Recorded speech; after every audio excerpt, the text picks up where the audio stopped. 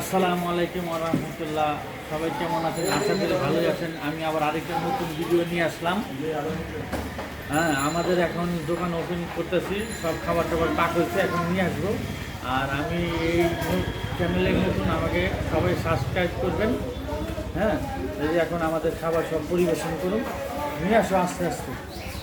এই যে এটা ছিল গরুর ঝাল, আর এই আস্তে মুরগির রোস্ট, দেখেন মুরগির রোস্ট।